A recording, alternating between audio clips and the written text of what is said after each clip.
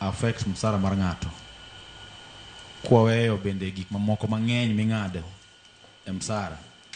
Tingini buying capability kata buying capacity mar ng'ani bodok chien. To nikech serikal pod rito ng'ani e gik mamoko machalo kaka gik mitiyogo daily e ot, mo consume chiemo, transport, gik mamoko pod serikal pod dhi tax e kucha. Koro aparo ni en paro maber ma serikal onego giduoke piny. Ok onego gichore mbele, kata ok onego giweye kama entiere sani. Kech gino affect buying capacity mar of an individual. Kech kise ka pesa yana osekawo mana kaka babu etamo wacho ni koro jopiny nyalo paro ni koro serikal okawo msara to wenegi pay as you earn. Nikech pay as you earn koro ni malo moingo msara ma wenegi pay as you earn kaachiel kod usuru mamoko ming'ado. Koro inyalo wacho ni oyo kare. No, kata kiwe usuru mamoko ming'ado, pay as you earn kende. Oromi survive koro moingo msachi wuon gik mamoko.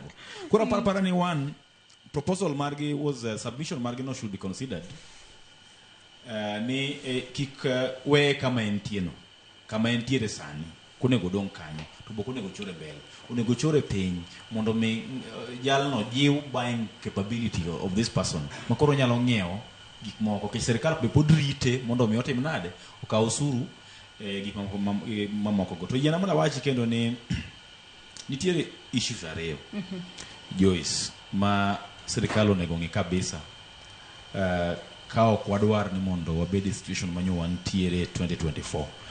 Mane GNC owuok kabisa kendo nege protest motegno kabisa e weche mag finance bill.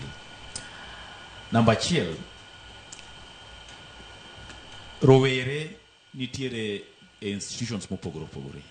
Gintiere colleges, universities, nitiere kuonde ma serikal nyalo keto maino margi mondo mi gi make sure ni rowere oyudo finance bill ni kendo bedo interpreted maber, to rowere bedo gi structured kind of proposal ma ji okwowo social media mopogore opogore.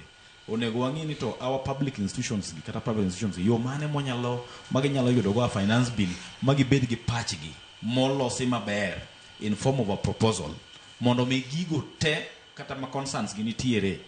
Kaka last time ng'ini issue mane obiro ahinya mano rowere ong'iyo nen the new funding model was an issue.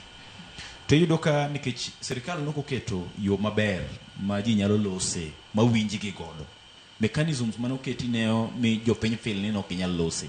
Koro da jiw ni kata going forward kata mana gi sani serikal ong'i yo ma inyalo kaw godo pach rowere maber, ma pach nyalo bedo godo inyalo kaw kendo kosekaw gi tidhi ketgi e tim mondo mi kik chope kama nyo wantiere 2024 cha Joyce. Mano is my concern. Number 2 en wach mar mana awuoye kana chako ni the political class.